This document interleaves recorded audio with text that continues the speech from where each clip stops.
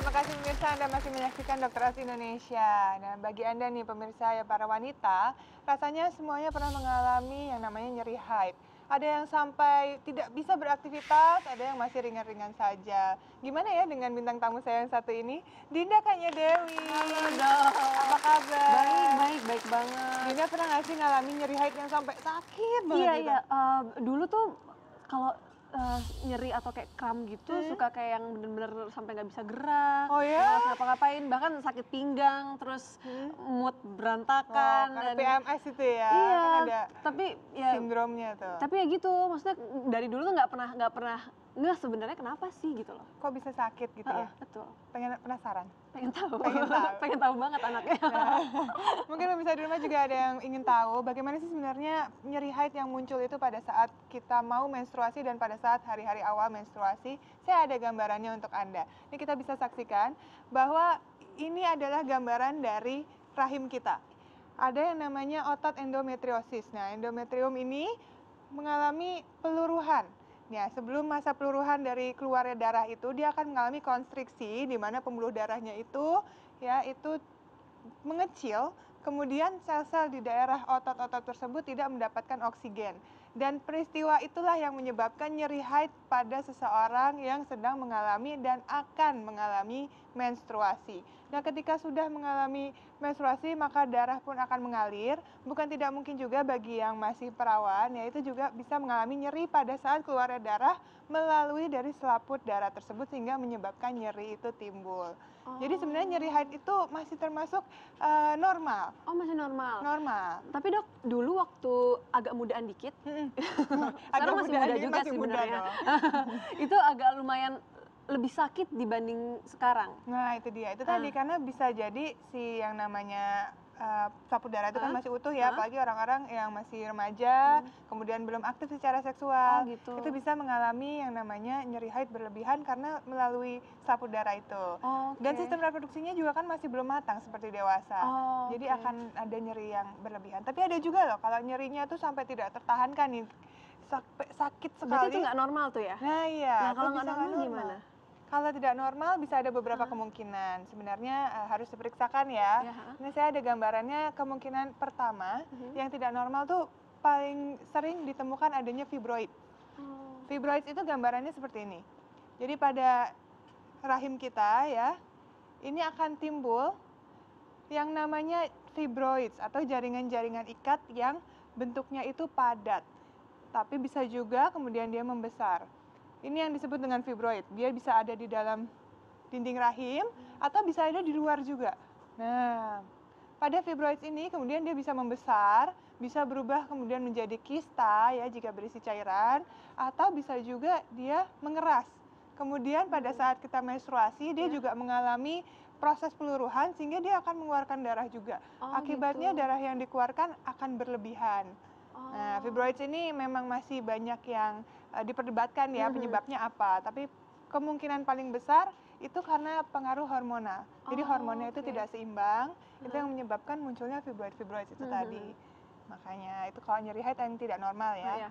Kemudian ada lagi kemungkinan kedua yaitu endometriosis, di mana kalau misalnya tadi kan ada jaringan otot tuh di dalam dinding rahim. Iya. Nah, yang meluruh itu adalah jaringan endometrium. Nah, kalau misalnya si otot itu ada di lokasi lain, nah itu bisa saja menimbulkan sakit hebat. Oh, gitu. Karena otot itu bisa timbul hidup di dinding yang lain. Oh, oke. Gitu. Jadi itu yang kayak suka kram gitu ya. Bisa menyebabkan Iya. kramnya jadi berlebihan. Berlebihan, Itu dia. Dan kemungkinan terakhir yaitu infeksi. Kalau sudah infeksi, ya pasti ada peradangan di sana. Iya. Itu juga bisa menyebabkan nyeri yang tidak tertahankan, bahkan perdarahan tidak normal, bahkan ada yang mengalami keputihan juga berlebihan. Oke. Gitu. Terus kalau misalnya P3K-nya tuh kira-kira apa ya, Dok ya? Nah, P3K-nya sebelum pemeriksaan ke dokter nih ya, pertama bisa dicoba dulu kalau misalnya nyeri sekali gitu pada saat PMS gitu ya, tidur dulu aja kayak. Ini kalau Dinda lagi sakit banget gitu ya, tidur aja dulu, relaksasikan dulu, istirahat. Gitu. Kemudian bisa dibantu dengan kompres air hangat, jadi pasti botol gitu ya, kemudian ditaruh di atas Iya, perut iya, yang iya, kram. iya. Atau mandi air hangat, itu juga bisa membantu untuk merelaksasikan otot-otot di tubuh kita. Oke. Ya, dan yang terakhir ini harus mengurangi konsumsi dari dairy products. Oh gitu. Dinda suka ini yang di depan kita ini? Suka. Dari tadi udah ngincer kodok. Apa ngincernya es krim? Es krim, keju. Iya, sebenarnya untuk makanan-makanan seperti keju, kemudian susu, ada krim di sini, ada es krim, terus kan semuanya dibuat dari produk-produk susu ya, olahan susu ya. Ya, itu harus dikurangi konsumsinya. Oh gitu. Tapi nggak apa-apa, jadi pada saat nyeri haidnya aja muncul, tuh baru dikurangin. Supaya kadar lemaknya tidak terlalu tinggi. Kalau kadar lemaknya tinggi dalam tubuh, maka rasa nyerinya tuh langsung berlebihan. Langsung terasa sekali. Tapi nanti kalau sudah selesai nih masa premenstrual syndrome-nya, baru boleh konsumsi lagi seperti biasa. Boleh ya? Boleh, nggak apa-apa. Tetap ada manfaatnya. Iya. Nah, pemirsa, biasanya kalau saya lagi nyeri haid itu, perut saya tuh suka sakit banget. Jadi sakit pinggang, terus sakit kepala, bad mood, mau ngapain aja males sama sekali. Tapi itu dulu, karena sekarang saya udah punya solusi nih, yaitu Proris Caplet. Obat ini merupakan golongan obat antiinflamasi non-steroid. Selain dapat meredakan nyeri haid, obat ini juga terbukti efektif mengobati sakit kepala. Nyeri haid dan sakit kepala itu kan merupakan salah satu serangan inflamasi, pemirsa. Jadi tidak bisa diobati pakai obat pereda nyeri biasa. Harus dengan obat ini yang memiliki profil lengkap sebagai obat anti nyeri, anti inflamasi, sekaligus anti demam. Apalagi obat ini juga sudah terbukti lebih efektif dibandingkan analgesik lainnya dalam mengatasi nyeri. Dan yang paling penting lagi nih, tidak ada efek sampingnya sama sekali yang ditimbulkan oleh obat ini. Keunggulan lainnya yaitu memiliki aksi cepat dalam menangani nyeri dengan masa kerja lebih lama, yaitu 6-8 jam dibanding obat anti nyeri lainnya. Selain itu, obat ini juga aman karena tidak merusak hati. Kemasannya praktis sehingga kita bisa bawa kemana aja dan di mana aja sebagai antisipasi. Dan cara memperolehnya juga mudah karena sudah tersedia di toko obat, apotik, dan minimarket yang ada di sekitar rumah Anda. Dan harganya juga terjangkau. Jadi kita cewek-cewek nggak perlu khawatir lagi bila nyeri haid dan sakit kepala datang mengganggu. Udah ada Proris Caplet yang sudah terbukti cepat dan efektif mengatasinya. Nyeri haid dan sakit kepala, Proris Caplet please. Oke, terima kasih banyak Dinda atas dong. tips-tipsnya. Iya.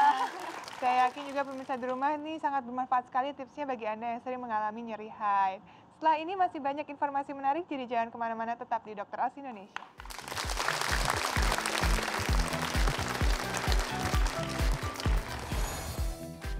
Barangkali Anda tertarik keliling dunia untuk merasakan aneka terapi yang tidak biasa. Kita saksikan sesaat lagi.